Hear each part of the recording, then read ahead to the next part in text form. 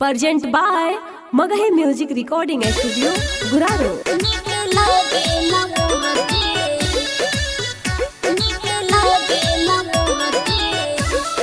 प्रेम से बोलो शेरा वाली मैया की।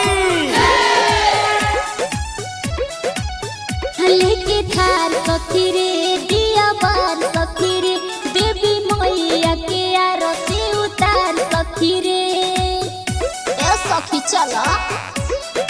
हाँ लेके थार सखी रे दिया बार सखी रे देवी मैया के आरती उतार सखी रे। नजर न लागे केहू के फुर्ती निकी लागेला मूर्ति माई के होने की लागेला मूर्ति माई के होने की लागेला मूर्ति के लागेला मूर्ति। प्रेम से बोलो शेरा वाली मैया की।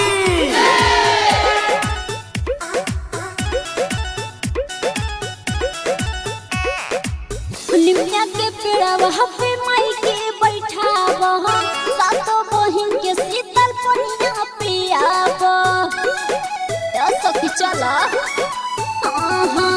निमिया के पेड़ा वहाँ पे माई के बैठाव सातों बहिन के शीतल पनिया पियाव।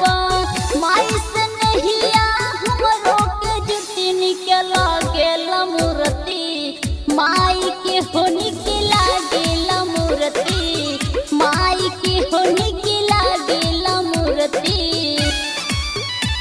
के लागेला मूर्ति। प्रेम से बोलो दुर्गा मैया की। Mix by Ajit Yaduvanshi. मालिक के घरवा से फुलवा ले आवह अब तक बिहारी के जाके बोलाव मालिक के घरवा से फुलवा ले आवह अब से कामित के जाके बोलाव। पहले दिव्या सिंगार करती होने के लागेला मूर्ति माई के होने के